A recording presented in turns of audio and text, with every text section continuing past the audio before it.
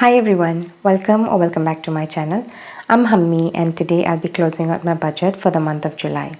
But firstly, I also want to talk about some of my financial highlights for the month of July. In July, I was able to fully fund my emergency fund goal for 2024. That does not mean that my emergency fund is fully funded. I still have a long way to go, but because I have debts to pay off and interests are raking up, I only set a small goal for me every year. And after I'm done with putting away money into my emergency fund each year, I focus on paying off my loans. So that was the first thing. And the second thing for July was I closed out my credit card.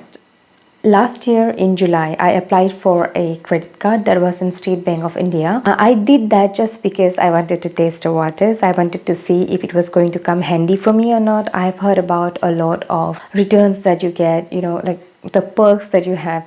So I wanted to get one and see if it fit into my life or not. And for the first few months, I did use my credit card. And then in December of 2023, I bought some winter clothings and then I bought a lot of them and I did not pay in full at the end of the month, and there was some interest that I had to pay on that. And after that experience, I did not use my credit card again. And in the month of June, when I got a message that my credit card would be renewed in July and I had to pay an annual fee of 2,400 something rupees, I thought about it. I decided to stop my credit card because what's the point of paying a annual fee of more than 2,000 rupees for something that you're not even using? So I went to the bank and I closed it out. They tried to convince me to not close my credit card, but at the end I wanted to close it, so I closed it.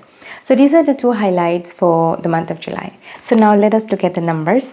For July, I budgeted with 76,600 rupees, but the actual income was 85,470. This is because my actual income from my business was 45,170 rupees. And this is 55% of whatever I make from my business.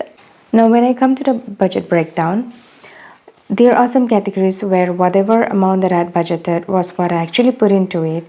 Emergency fund, I budgeted 4880. It was the same, so there is no difference.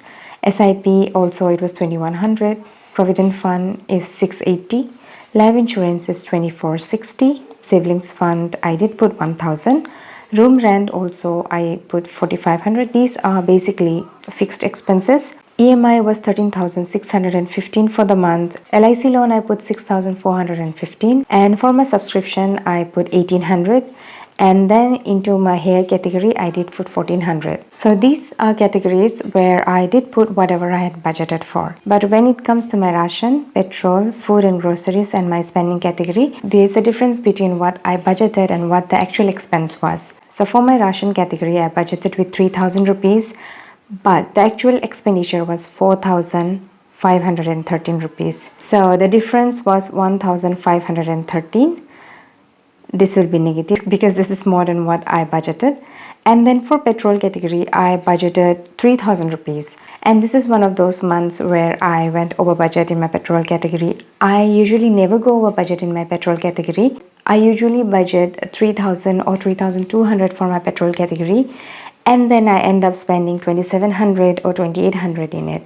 But in July, I ended up spending 5,050 rupees. This was because July was very hot and the AC was on most of the days. And the other reason was also because I had to attend a birthday party for my friend's nephew, and it was a long drive. It was 83 kilometers from my hometown to her village, and then again back 83 kilometers. So that ended up being 166 kilometers. So maybe that is why I went over budget. So 5,050 minus 3,000 rupees, I was over budget by 2,050 rupees. And then for my food and groceries, I budgeted 6,000 for the month, but I ended up spending 7,095 rupees, which means I was over budget by 1,095. So food and grocery is one of those categories where I am starting to be over budget most of the months. I think I need to increase the budgeted amount from now on. And then when it comes to my spending category, I budgeted 16,050 rupees, but I ended up spending 17,843 rupees. And that means I was over budget by 1,793 rupees. In the month of July, I spent a lot in buying gifts because of birthdays. There were birthdays, there were childbirths, and also there were sick people I was visiting. And the other reason is that I did pamper myself a lot. I went for a facial and then I went for a massage.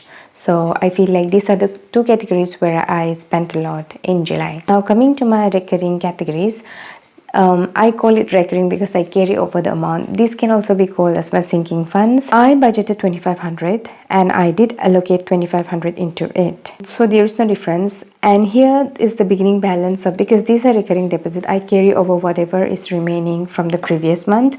So in the month of June, I did not have anything left in my workwear category. So I started July with 0 and then I allocated 2500 in July.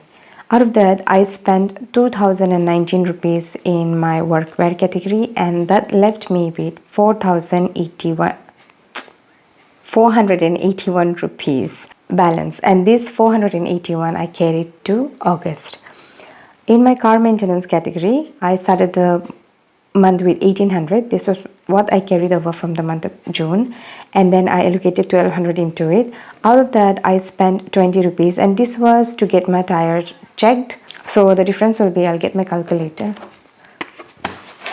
I had 1800 in the beginning of the month and I allocated 1200, and out of that I spent 20 rupees. That means I was left with 2980 rupees. For my health and medical, I allocated 2500 and then I started the month with 1230.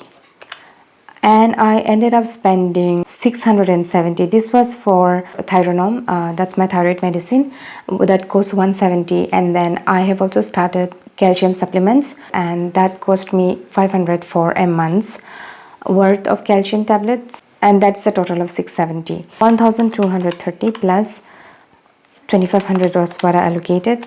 Out of that I spent 670, so I am left with 3060 rupees. I gave myself 2500 in July because I thought I would get the blood test, but I did not get it done because I am planning to get it done in August. I did speak about that when I did my August budget. Into my pets category, I budgeted 2500 and I did put 2500 into it in the month of July. And I started the month with 1022 rupees and I ended up spending 500 rupees, and this was for a pet food. I used to buy pet food from my food and groceries, but then I started to see that I was getting over budget here, and then I had money in my pet sinking fund, so I took the money from here and I spent from here. After the spending, I am left with the beginning balance is 1022 plus I allocated 2500 and I ended up spending 500. So that is the balance of 3022. One of the reason I put 2500 in my pet sinking fund in July is because I thought I would get my cats paid, but the doctor told me that in order to get that operation done, the kitten should not be lactating anymore, but the kitten is still lactating, so I did not take the cat to be spayed. The money is still sitting there, and I think in August when I get the time I'll take it there. And then for my vacation sinking fund, I budgeted 1000. I did put 1000 into it, and the beginning balance was 100 rupees. I did not spend anything, so the difference is 1100 rupees. So for my sinking fund, I started the month with 4152 and then I ended the month with 10,643 rupees, and this is the amount that I will be carrying over to the month of August. The budgeted amount is 76,600 rupees.